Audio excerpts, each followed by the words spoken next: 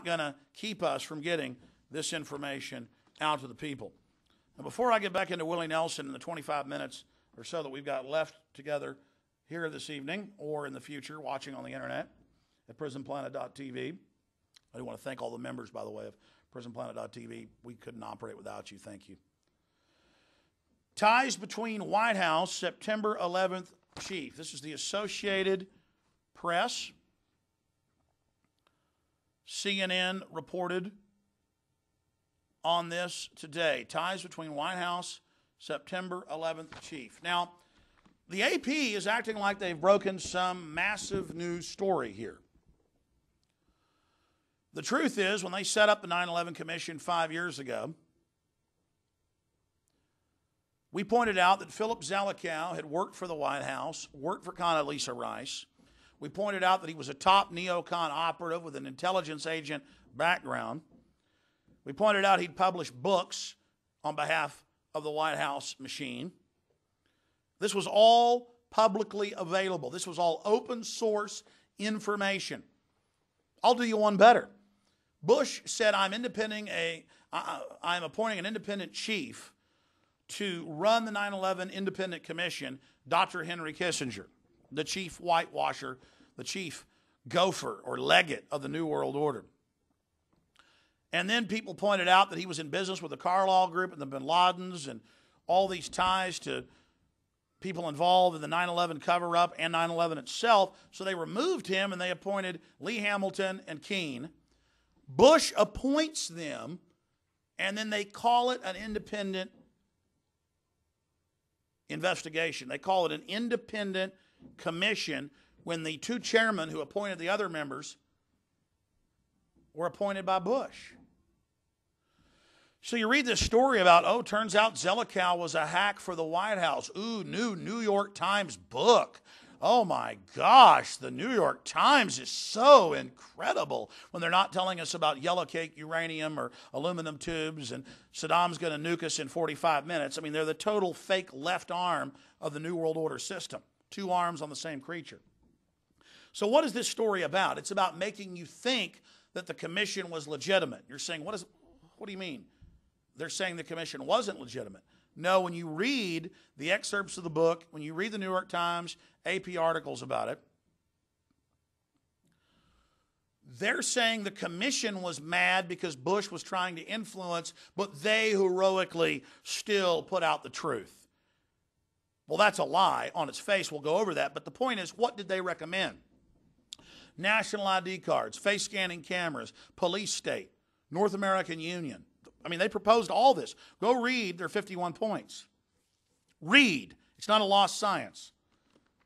So see, that's how they know the public doesn't trust them anymore, so they throw out some dirt. Oh, look, we found out that Zelikow was trying to influence things, but it didn't work. The commission was for real. Oh, they're good guys. They're independent. Bush appointed them. So this is one of their favorite tactics. Let me just read this story to you. Ties between White House September 11th chief, AP. Hope Yin wrote this, Associated Press writer. The September 11th Commission executive director had closer ties with the White House than publicly disclosed and tried to influence the final report in ways that staff often perceived as limiting the Bush administration's responsibility, a new book says. Most of them were former CIA officers or spooks from the White House. The whole commission was a fraud. What the commission did was have most of their proceedings in secret, and when a defense intelligence agent officer would come in and testify about how it was an inside job, he'd go fall off a cliff or commit suicide. Oh, we'll get right on that, sir. Or when the widows would come in and say, we believe it's an inside job, they would have that in secret. Or when evidence would come out, or the memo about, quote, they wanted to fly planes into buildings, but Rice lied and said that they never heard of that. They were there to suck up all the evidence in the name of playing the part of the good guys to then block defense intelligence and others who had seen what was happening from going public. And they have a couple hundred tricks they play, and I've learned them all. Some are simple, some are sophisticated.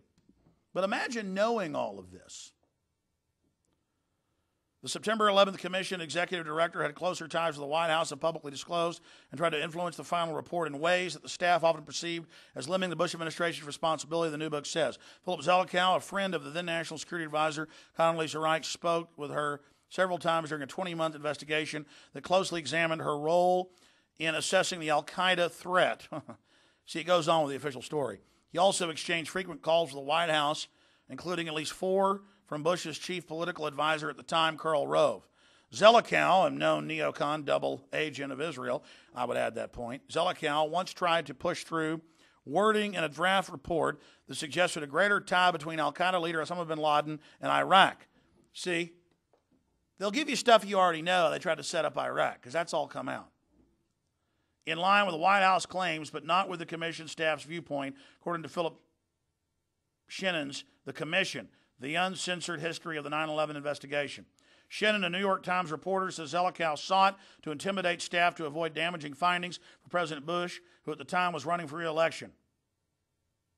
The AP obtained an audio version of Shannon's book, which is to go on sale Tuesday.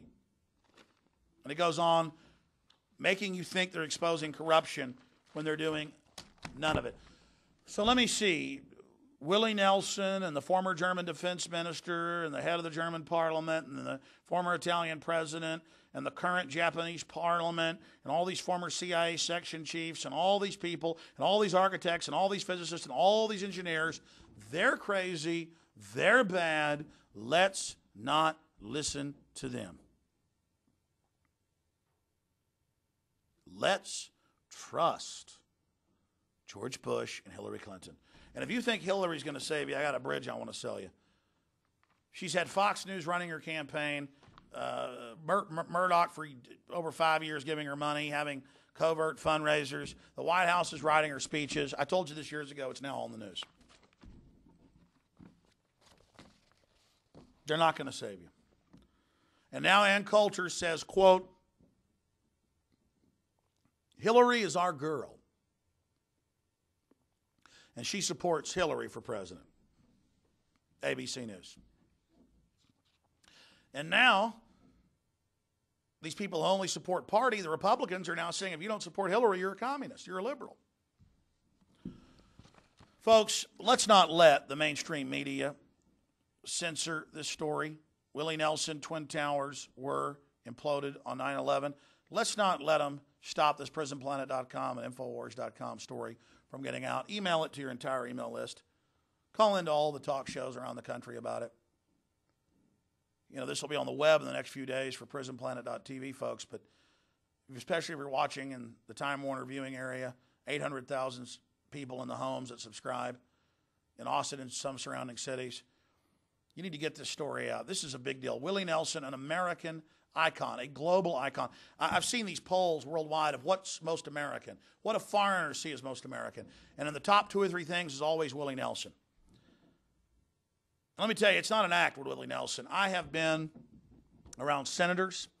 I've been around congressmen. I've known Ron Paul for over a decade. Been at dinners with him, interviewed him in person. I mean, Ron Paul's a great guy and very intelligent. But it doesn't have that presence. I've been around some of the biggest Hollywood actors that are in the business, and they've got to have presence. They've got to have spark, that magic. I mean, you meet a big star, you know why they are. They're just, they've got something. You want to watch them. You want to listen to them. And I know a lot of Hollywood directors and God, I don't even reach out. I just get, people come to me. I found out that the label you've heard of Hollywood is a bunch of liberal loons is a lie. They're gun-toting, organic milk drinking, anti-New World Order people. Before it was cool, people even knew what it was. But I'm telling you, I've never, and I saw Willie Nelson back in college at a Lukenbach, Texas. Everybody getting absolutely drunk out in the 4th of July heat in Lukenbach, Texas, outside Fredericksburg, when they used to have the 4th of July parties. And I saw Willie Nelson up there when I was out there with a date. And it was too hot, and after about 2 hours, we left. But I had never met Willie Nelson in person. And to meet Willie Nelson a few months ago, and to have to, and he didn't tell me don't talk about it, but I just didn't even want to talk about it. Like,